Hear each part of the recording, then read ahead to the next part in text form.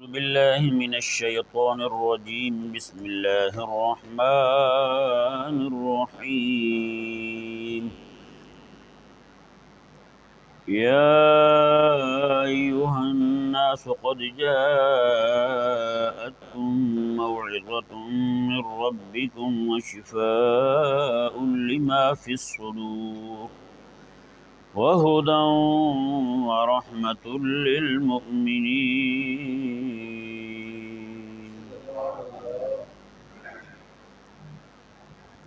اس آیہ مبارکہ کے متعلق پچھلے 2 دن گفتگو ہوئی۔ اللہ تبارک و تعالی نے قرآن کریم کے متعلق ارشاد فرمایا کہ یہ قرآن جو ہے تمہارے پاس تمہارے رب کی طرف سے موعظہ، شفا، ہدا اور رحمہ بن کے آیا ہے۔ تو کل جو آپ کے سامنے گفتگو کی تھی کہ داعی جو ہے، داعی یہ نہ کہے کہ جدھر کو ہوا آ رہی ہے اسی طرف ہی چل پڑو، بلکہ داعی جو ہے اس میں تصلب ہونا چاہیے اپنے ایمان کے اندر، اپنے عقیدے کے اندر، سنت پر عمل کے معاملے میں۔ اللہ تبارک و تعالی نے یہ اگر آپ 511 صفحہ نکالیں اور آیت نمبر 8 سورہ قلم شریف کی،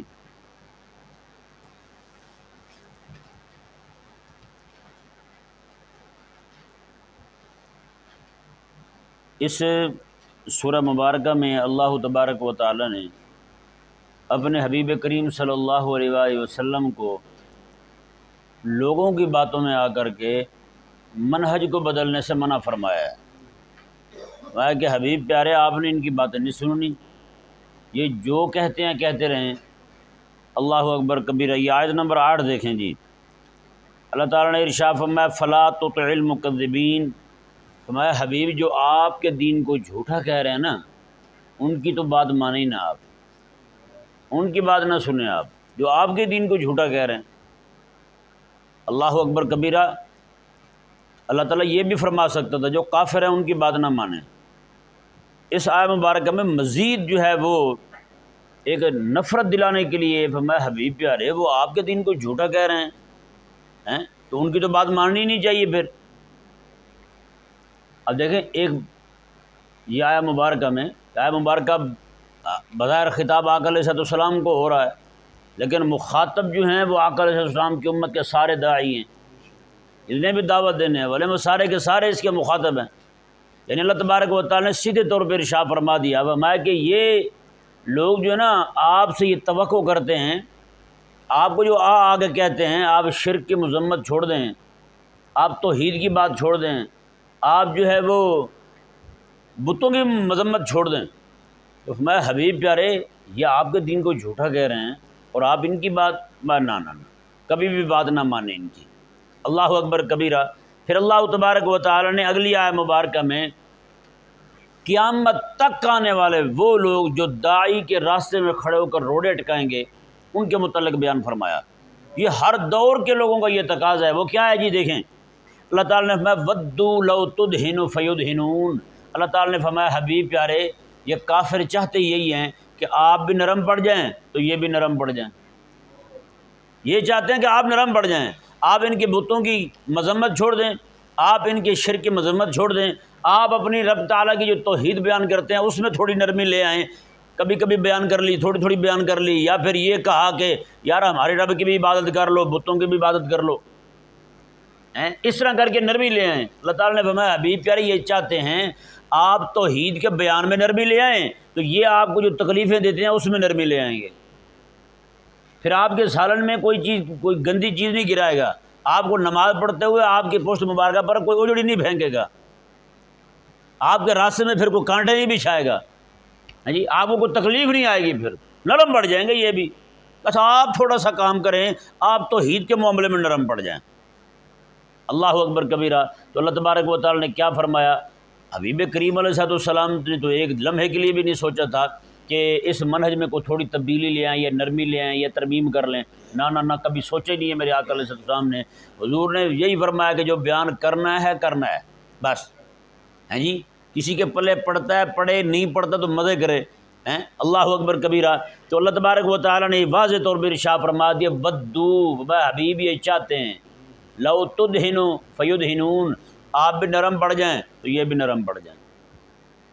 اب اللہ تعالیٰ نے کیا فرمایا؟ میں کہ حبیب پہلے آپ نے نرم نہیں پڑھنا، یہ سختیاں کرتے رہیں، یہ بدتمیزیاں کرنے دیں، لیکن آپ نے نرم نہیں پڑھنا۔ اب بتائیں نا ذرا یار، اللہ تبارک و تعالیٰ نے تو واضح طور پہ ارشاد فرما دیا جو آپ کے دین کو جھوٹا کہتے ہیں آپ نے ان کی بات نہیں ماننی۔ تو بتائیں یار، آج جو ہم نے پاکستان میں یا پوری دنیا میں دین پر پابندیاں لگا رکھی ہیں، وہ کن کے کہنے پہ لگا رکھی ہیں؟ یہود و نصارہ کے کہنے پہ نہیں لگا رکھی۔ یہود و نصارہ نے کہا کہ مدارس کو تنگ کرو، مدارس سے جہاد کی باتیں نکال دو، یہ کر دو وہ کر دو۔ ہم نے ان کی ہر ایک بات پہ آمنا و صدقنا کہا ہے، جس کے متعلق رب تبارک و تعالیٰ اپنے حبیب کو فرمایا، میں حبیب پیارے، یہ آپ کے دین کو جھوٹا کہنے والے ہیں، آپ نے ان کی بات نہیں ماننی، بلکہ سننی نہیں ہے ان کی بات اس طرح کی جس میں یہ بات ہو کہ نرمی کر جائیں جی آپ۔ بتائیں، ہم نے تو پورے دین کو سائڈ پہ لگا دیا ہے یا نہیں؟ پورے دین کو سائڈ پہ لگا دیا نا۔ جیسے میں ایک چھوٹی سی مثال دیتا ہوں،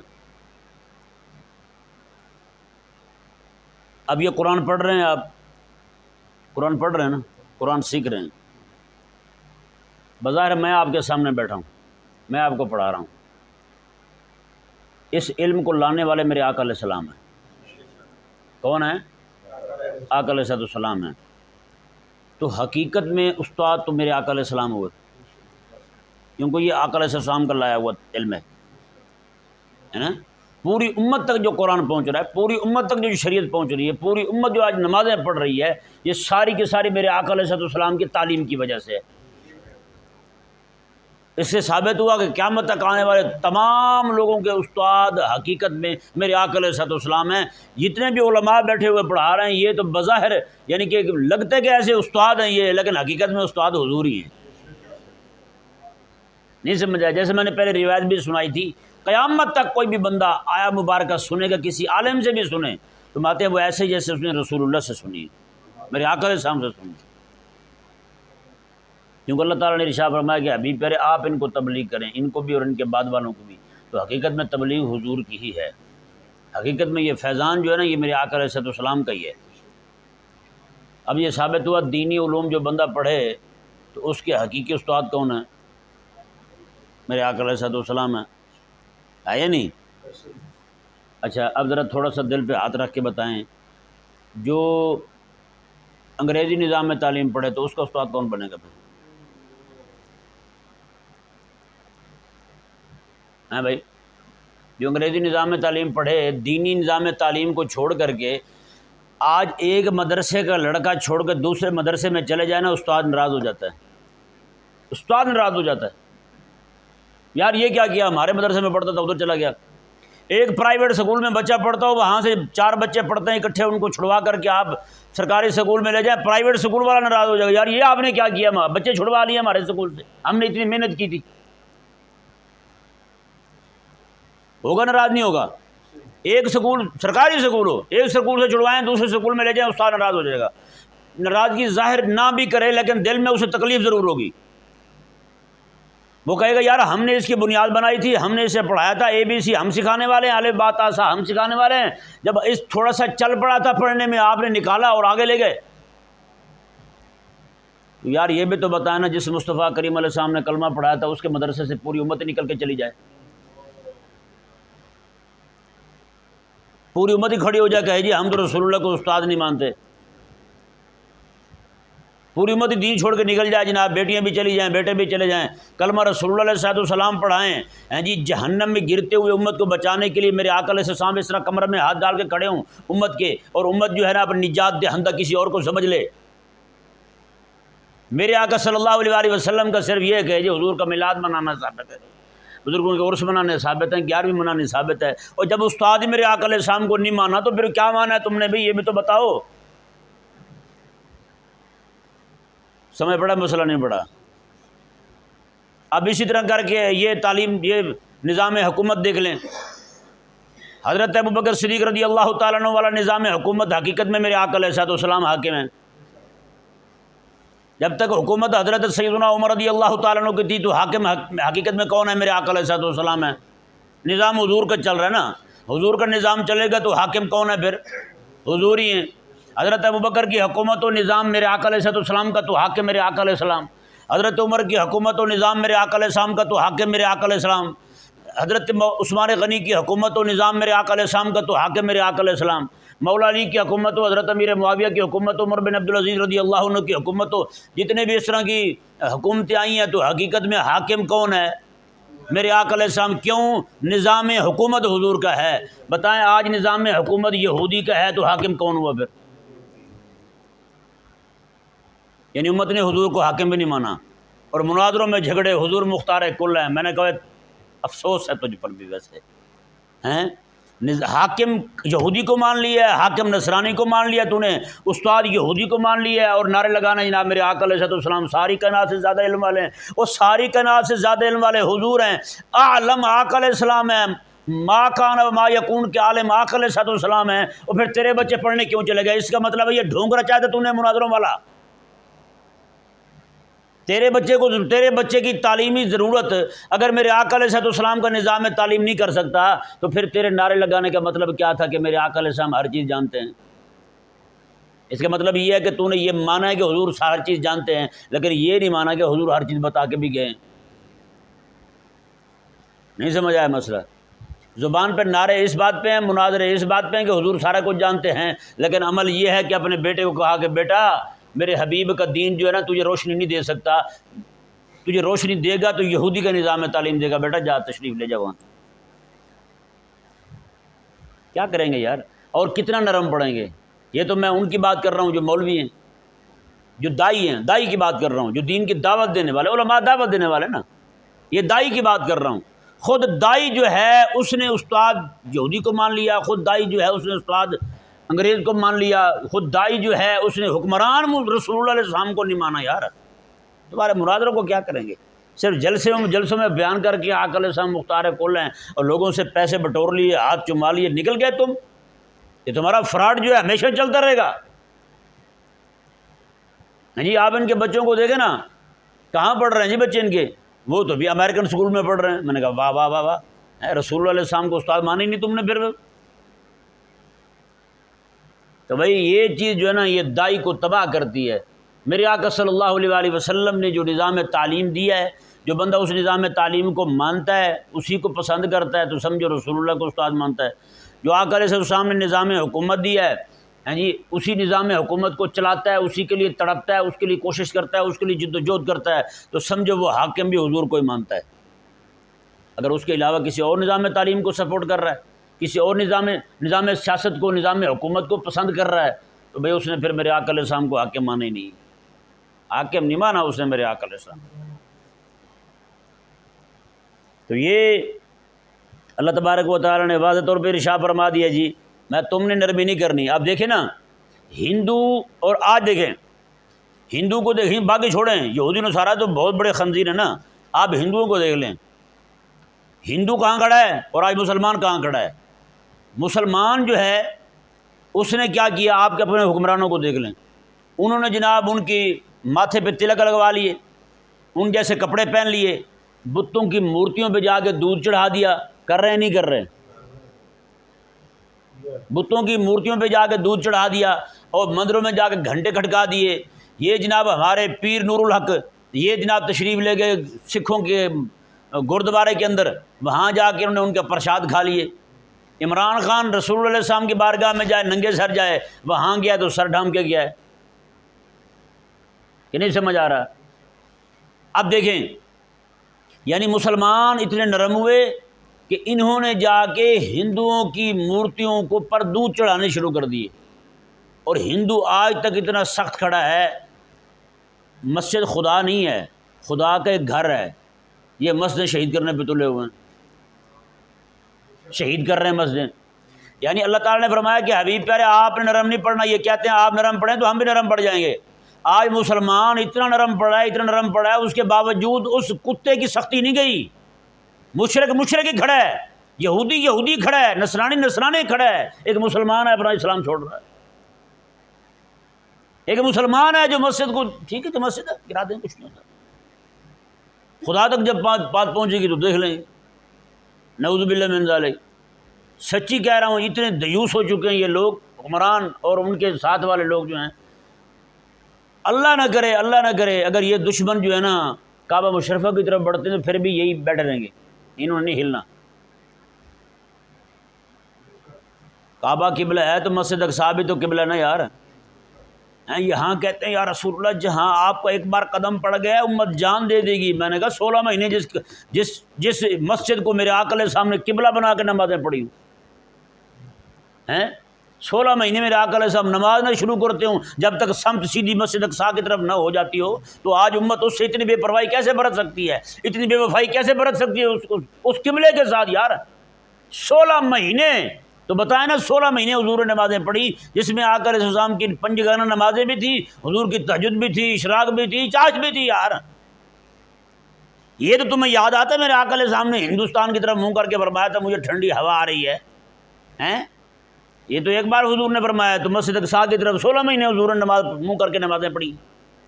یہ مدینے کی بات کر رہا ہوں، مکے میں بھی ادھر ہی منہ کر کے نماز پڑھتے تھے، لیکن میرے آقا علیہ السلام کا طریقہ مبارکہ یہ ہوتا تھا کہ کعبہ شریفہ کی ایسی سمت میں کھڑے ہوتے تھے کہ منہ بھی کعبے کی طرف بھی منہ رہے اور مسجد اقصی کو بھی منہ ہو جائے، ایسے طریقے کے ساتھ آقا علیہ السلام کھڑے ہوتے تھے۔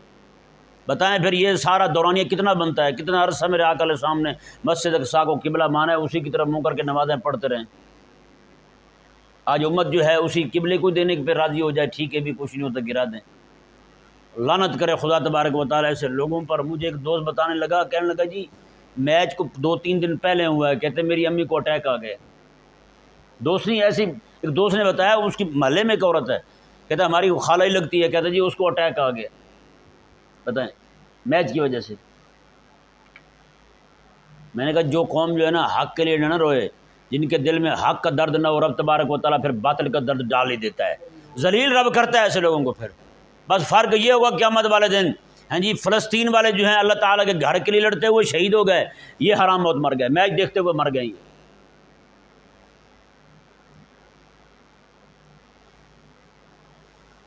اللہ تبارک و تعالیٰ یہی وہ چاہتے ہیں بھی نرم پڑ جائیں۔ آج پوری امت نرم پڑ گئی ہے، مسجد اقصی کی بات نہ کرو، میچ کے لیے روتے رہو، فلسطینی بھائیوں کے لیے نہ رہو تم۔ وہ ایک خنزیر کا میں نے کلپ دیکھا، یہ میچ کھیلتا ہے وہ، اس سے کسی نے پوچھا کہ ہاں جی بتائیں، شاہ ہے وہ، اس سے کسی نے پوچھا ہاں جی بتائیں فلسطین، کہتا نہیں جی کرکٹ کو اس چیزوں سے پاک رکھنا چاہیے۔ نعوذ باللہ، امت کا درد تیری کرکٹ کو ناپاک کر رہا ہے، گندے، اتنی شرم حیا نہیں ہے تم میں؟ یہ مسلمانی ہے، بتائیں یہ مسلمانی رہ گئی اب؟ مسلمان کہہ رہا ہے، کلمہ پڑھنے والا کہہ رہا ہے، پاکستانی کہہ رہا ہے، اس سے پوچھا گیا، کہتا جی کرکٹ کو پاک رکھنا چاہیے مسلمانوں کے مسائل سے، دین کے مسائل سے پاک رکھنا چاہیے کرکٹ کو۔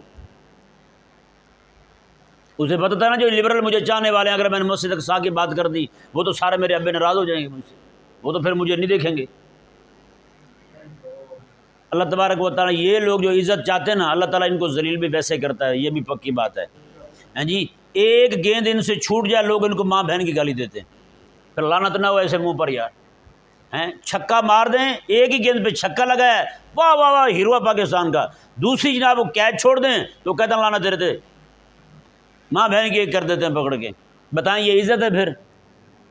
جن کو اسی وقت اسی گراؤنڈ میں بیٹھے ہوئے بندے ماں بہن کی گالیاں دے رہے ہوں، کیا لعنت کمائی ہے یار انہوں نے۔ پھر ایک بندہ کہنے لگا، اس نے کالم تھا، ممکن ہے اسی نے لکھا ہو یا کسی اور نے لکھا ہو، اس نے کہا جی فیصل آباد جو ہے نا میں بلایا گیا، وہاں پہ فیصل آباد بلایا گیا، ہمیں گانے والا تھا، کہتے جی وہاں زبردست مجھے رہائش دی گئی، اے سی لگے ہوئے ہیں، وہاں خادم نوکر انہوں نے جو رکھے ہوئے تھے میری خدمت پر مقرر کر دیے، میں جناب اٹھوں پانی دیں چائے دیں خدمت کریں ٹانگیں دبائیں۔ کہتے 2-3 دن پہلے ہی پہنچ گئے ہم، کہتے بڑی سیوا ہو رہی تھی میری۔ کہتے جی اس فنکشن میں جتنے بھی لوگ آئے تھے اتنی فیس کسی کو نہیں ملی ہوگی جتنی مجھے ملی تھی۔ تو کہتا جی میں تو بڑا اندر سے پھولے سما رہا تھا، میں نے کہا یار کیا بات ہے یار۔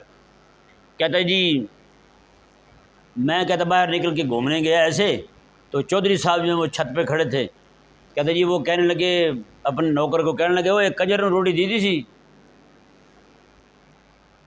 کیا کہنے لگے؟ کنجر نے روٹی دی تھی سی. کہنے لگا جی پھر میں نے کہا بھی یہ تو منہ پہ سارا کچھ ہو رہا ہے، پیٹھ پیچھے تو مجھے کنجر ہی کہتے ہیں. وہ کہنے لگا کنجر کو روٹی دی تھی آپ نے؟ کہتا جی بس وہ مولوی صاحب آیا نکاح پڑھانے کے لیے، اس کو انہوں نے 2000 روپے دیا تو سارے اس کو مولوی صاحب کہہ رہے تھے. میں نے کہا پھر عزت تو اس کی ہوئی ہیں، عزت تو پھر اس کی ہوئی، مولوی صاحب سارے کہہ رہے ہیں، مجھے سارے کنجر کہہ رہے ہیں. چلو میرا نام ہی لے دیتے، فلانا گلوکار، فلانا لوہار، فلانا میراثی، فلانا بھنڈ ہیں، یہی کیا دیتے ہیں مجھے، لیکن سیدھا انہوں نے کنجر ہی کہا ہے مجھے. تو بھائی ان سب کی عزت یہی ہے، ان سب کی عزت یہی کچھ ہے. جو چھکا لگ گیا تو ہیرو ہے، چھکا نہیں لگا تو زیرو ہے. اللہ تبارک و تعالیٰ ایسوں کو پھر ایسے ہی ذلیل کرتا ہے. بہرحال یہ آیت مبارکہ دیکھیں جی، اللہ تبارک و تعالیٰ نے ارشاد فرمایا وَدُّوا لَوْ تُدْهِنُ فَيُدْهِنُونَ، فرمایا اللہ تبارک و تعالیٰ نے حبیب پیارے یہ تو چاہتے یہی ہیں کہ آپ نرم پڑ جائیں تو یہ بھی نرم پڑ جائیں، آپ منہج میں نرمی لے آئیں تو یہ اپنی سختی میں نرمی لے آئیں گے، جو آپ کو تکلیفیں دیتے ہیں اس میں نرمی لے آئیں گے. اللہ اکبر کبیرہ. اللہ تبارک و تعالیٰ نے کیا ارشاد فرمایا جی، یہ آیت مبارکہ دیکھیں، آیت نمبر 9 10 سے 16 تک. یہ جو آیتیں ہیں جی، ان آیات کریمہ کا جو شان نزول ہے وہ میں آپ کے سامنے تھوڑی سی وضاحت کر دوں. ایک قول یہ ہے کہ اس سے مراد وہ ولید بن مغیرہ ہی ہے جو آقا علیہ السلام کی گستاخی کرتا تھا، جس نے نعوذ باللہ آقا علیہ السلام کو مجنون کہا تھا. اور دوسرا قول میں آج آپ کے سامنے رکھنے لگا ہوں. دوسرے قول کے مطابق جو مفسرین کا قول ہے، یہ بھی مفسرین کا ہی قول ہے، میں اپنی طرف سے نہیں کہہ رہا. مفسرین کہتے ہیں کہ اس میں ہر وہ بندہ شامل تھا جو آقا علیہ السلام کی دعوت کے معاملے میں ٹانگ اٹکاتا تھا. اخنس ہے، اسود ہے، یہ ولید ہے، ابو جہل ہے، یہ 5-6 بندے جو سرغنے تھے کفر کے ہیں جی، جو جگہ جگہ پہ جا کے میرے آقا علیہ السلام کی دعوت میں روڑے اٹکاتے تھے.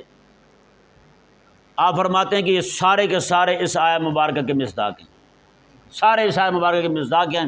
اب دیکھیں میرے آقا علیہ السلام دعوت دے رہے ہیں، وہ آ کے آقا علیہ السلام کو پیشکشیں کر رہے ہیں جی آپ یہ نہیں یہ کر دیں، تھوڑا سا نرم کر دیں، اس طرح کی باتیں کر رہے ہیں آقا علیہ السلام کو. اب اللہ تبارک و تعالیٰ نے ان کے بارے میں کیا فرمایا؟ پھر یہ آیت مبارکہ صرف آیات مبارکہ جو ہیں 16 نمبر آیت تک ولید بن مغیرہ ہی اس کا مصداق نہیں رہے گا، پھر ہر وہ بندہ اس کا مصداق ہو جو دین حق کے بیان کرنے کے معاملے میں رکاوٹ ڈالے، دین حق کے بیان کرنے کے معاملے میں رکاوٹ ڈالے.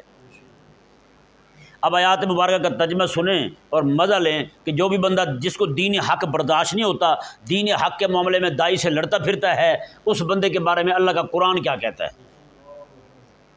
اللہ تعالیٰ نے ارشاد فرمایا وَلَا تُطِعْ كُلَّ حَلَّافٍ مَّهِينٍ. اللہ تعالیٰ نے فرمایا حبیب پیارے آپ ہر اس بندے کی بات نہ سنیں، حلاف جو بہت زیادہ قسمیں کھانے والا ہو، جو بہت زیادہ قسمیں کھانے والا ہو، مہین اور ذلیل ہو. کیا ہو؟ ذلیل ہو. ایسے ثابت کیا ہوا کہ جو دین حق کی راہ میں روڑے اٹکانے والا ہے وہ اللہ کی ذات کے ساتھ محبت جتلانے کے لیے بار بار اللہ کی قسمیں کھائے گا، اللہ کی قسم، اللہ کی قسم. اور فرمایا کہ مہین ہوگا، ذلیل ہوگا، کیا ذلیل ہوگا. حماز مشاء بنمیم، میں کہ حماد ہوگا. حماد یہ ہے کہ منہ پہ کھڑے لوگوں کو عیب لگا دینا، اور تو ایسا ہے، تو ایسا ہے. آگے میں مشاء بنمیم، اور چغل خوری کرنے والا ہوگا. کیا کرنے والا ہوگا؟ چغل خور ہوگا، باتیں کرے گا بڑھا بڑھا کے، جب سامنے آ گئے ہیں آپ تو ہمارے ڈیڈ ہیں، اس طرح کی باتیں کرے گا. نہیں جو ہم تو جو آپ کا احترام کرتے ہیں آپ کو سوچ بھی نہیں سکتا، ایسی باتیں کریں گے، لیکن ہوں گے کون؟ چغل خور ہوں. اللہ تعالیٰ نے ارشاد فرمایا اگلی بات دیکھیں جی، اللہ اکبر، مناع للخیر، خیر کا کام روکنے والا ہے. اس کی خواہش ہوتی ہے جہاں بھی نیکی کا کام ہو رہا ہے روک دیا جائے، چھٹی پہ بس بس بس بس اب نہیں کرنا نیکی کا کام، نیکی کر رہے ہو ختم، روک دو، نہ کرو. اللہ تعالیٰ نے فرمایا کہ دین حق کی راہ میں روڑے اٹکانے والا بندہ، دعوت دین میں رکاوٹ کھڑی کرنے والا بندہ جو ہے اس میں یہ اوصاف ہوں گے، اس میں یہ اوصاف ہوں گے. کیا کیا جی؟ اگلے آگے دیکھیں، مناع للخیر. اس آیت مبارکہ میں 3 اوصاف اللہ نے بیان کیے. اللہ تعالیٰ نے فرمایا مناع للخیر، میں کہ خیر کو روکنے والا ہوگا، نیکی کو روکنے والا ہوگا، اور معتدن حد سے بڑھنے والا ہوگا، اسیم گناہ گار ہوگا، فاسق فاجر ہوگا. اسم گناہ کو کہتے ہیں، اسیم گنہگار کو کہتے ہیں، گنہگار ہوگا، فاسق فاجر ہوگا، پرلے درجے کا ذلیل ہوگا۔ آگے اللہ تعالیٰ نے دو چیزیں مزید بیان فرمائیں، میں عتلن، بڑا اکھڑ مزاج ہوگا، بد مزاج ہوگا، اکھڑا اکھڑا رہے گا، لگے گا ایسے جیسے مارنے والی بھینس ابھی ٹانگ چھنکے گی، ہے نا، اکھڑ مزاج ہوگا، چھوٹی بات پہ ایسا غصہ کرے گا بے قابو ہو جائے گا، منہ سے جھاگ نکلے گی اس کے۔ دیکھیں ایسے بندے نہیں دیکھے آپ نے، دین حق کے روکنے کے معاملے میں ایسے ہو جائیں گے، یہ اکھڑ مزاج ہوں گے، بد مزاج ہوں گے، لڑاکے ہوں گے، تر شروع ہوں گے۔ اللہ تعالیٰ نے ارشاد فرمایا بعد ذالک زنیم، اس کے بعد یہ بھی ہے، ہر دین کا دشمن بندہ، دین کی راہ میں روڑے اٹکانے والا بندہ حلالی نہیں ہوگا۔ ہر وہ بندہ جو دین کی راہ میں روڑے اٹکا رہا ہے وہ حلالی ہی۔ بتائیں آگے کیا فرمایا اللہ تعالیٰ نے، یہ بھی آئے مبارکہ، آگے تھوڑا سا مزید دیکھ لیں۔ میں انکان ذا مال و بنین، میں اس لیے کرتا پھرتا ہے کہ اس کے پاس مال ہے اور اس کے پاس بیٹے ہیں، مال دے دیا، بیٹے مل گئے تو بدماش ہو گیا، وہ سارا غصہ بھی اس کا دین پہ نکل رہا ہے۔ اللہ تعالیٰ نے اذا تتلی علیہ آیاتنا قال اساطیر الاولین، میں جب بھی ہماری آیتیں اس پر پڑھی جاتی ہیں تو کہتا ہے پرانے قصے ہیں، سارے سنی ہوئی ہیں باتیں ہم نے ساری، ہمیں تو ضرورت ہی نہیں ہے ان کی، بھائی ہم کیوں سنیں۔ اذا تتلی علیہ آیاتنا قال اساطیر الاولین، جب بھی اس کے سامنے قرآن کی آیات پڑھی جائیں تو کہتا ہے بھائی جی پرانے قصے چھڈو پر انہوں نہیں سننے ہم نے، جاؤ جانے دو۔ اللہ اکبر کبیرہ۔ اللہ تعالیٰ نے ارشاد فرمایا جی دیکھیں سنسمہ علی الخرطوم، اللہ اکبر کبیرہ۔ اللہ تعالیٰ نے فرمایا کہ اس کی جو خنزیر جیسی ناک ہے نا، ناک نہیں فرمایا اللہ تعالیٰ، تھوتنی کہا ہے، خرطوم تھوتنی کو کہتے ہیں، یہ ذہن میں رہے، خرطوم جو ہے نا یہ خنزیر کی ناک کو کہتے ہیں۔ کس کو کہتے ہیں؟ خنزیر کی تھوتنی جو ہے وہ۔ اللہ تعالیٰ نے فرمایا کہ اگر اس کے پاس کہتے ہیں ناک ہو تو حیا ہے یار، ناک کو عزت کے ساتھ بطور استعارہ کیا بولا جاتا ہے، کہتے ہیں یار کوئی بچہ غلط کام کر دے اس نے ناک کٹوا دی ہماری، بھائی ناک کیا مطلب ہے؟ ناک کو عزت کہتے ہیں، کیا کہتے ہیں؟ عزت کہتے ہیں، عزت مل کہتے ہیں ناک مٹی میں رگڑ دی ہے اس نے یار ہماری، پکڑ خاک ڈال دی ہے اس نے ہمارے ناک میں، ناک ہماری خاک آلود کر دی ہے، بولتے نہیں بولتے ایسا؟ تو اللہ تبارک و تعالیٰ نے فرمایا کہ یہ جو بندہ ہے نا، جو بھی بندہ دین کا دشمن ہے، جو بھی بندہ دین کی راہ میں روڑے اٹکاتا ہے، اللہ تعالیٰ نے فرمایا کہ سنسمہ علی الخرطوم، قیامت والے دن ہم اس کی یہ خنزیر والی تھوتنی جو ہے نا اس پر داغ لگائیں گے، ہم داغ لگا دیں گے، دور سے پہچانا جائے گا ہاں بھئی یہ آ رہا ہے بندہ دین کا دشمن، یہ آ رہا ہے بندہ داعیان دین کا دشمن، یہ آ رہا ہے بندہ جناب دین کا کام ہوتے دیکھ کر اس کو برداشت نہیں ہوتا تھا، دین کے کام میں روڑے اٹکانے والا، دین کے کام میں رکاوٹیں کھڑی کرنے والا یہ بندہ آ رہا ہے۔